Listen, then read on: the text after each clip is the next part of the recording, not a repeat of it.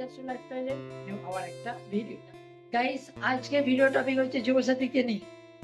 কারণ মমতা দিদি আমাদের যে যুবসাথী প্রকল্পটা চালু করেছে, সেটার জন্য মমতা দিদিকে অসংখ্য অসংখ্য ধন্যবাদ।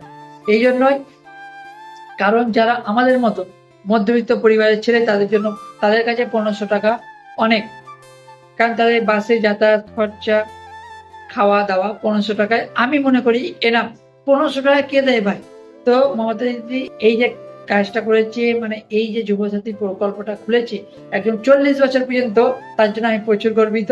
আর আমাকে প্রচুর ভালো লেগেছে এই প্রকল্পের জন্য। যেহেতু মেয়েদের আছে লক্ষ্মীর ভান্ডার, সেই ছেলেদেরও হয়ে গেল যুবসাথী, নো প্রবলেম। তো ব্যাপার হচ্ছে এটাই। আমার সোমবার দিনে মেসেজ দিয়েছিল আমি তোমাদেরকে মেসেজটা স্ক্রিনে শো করিয়ে দেবো। হোয়াটসঅ্যাপে মেসেজটা দিয়েছিল যে তোমার পয়সা ঢুকবে। তো আমি যখন হোয়াটসঅ্যাপে চেক করার পরে যখন আমি মানে ব্যাংকে চেক করি, তখন এই পয়সা আসে না। তো আমি ভাবতে পারিনি এত তাড়াতাড়ি কাজটা সাকসেস করে দিবে মমতা জি।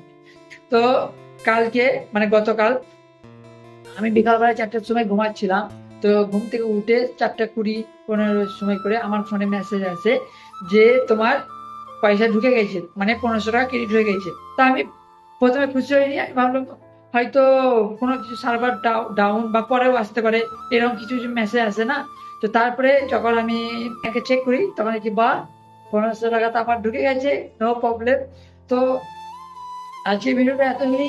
তোমাদের কতজনের ঢুকেছে বা কতজনের ঢুকতে বাকি আছে, কতজন ফর্ম ফিল আপ করেছো, অবশ্যই কমেন্টে জানাবে। আজকে ভিডিওটা এত ধরি, তোমরা কে কি করছো এই 1500 টাকা দিয়ে অবশ্যই কমেন্ট করে জানাবে। চলো, ততক্ষণের জন্য বাই বাই, খোদা হাফেজ, টাটা বাই। আমার মতো দিদিকে অসংখ্য অসংখ্য ধন্যবাদ।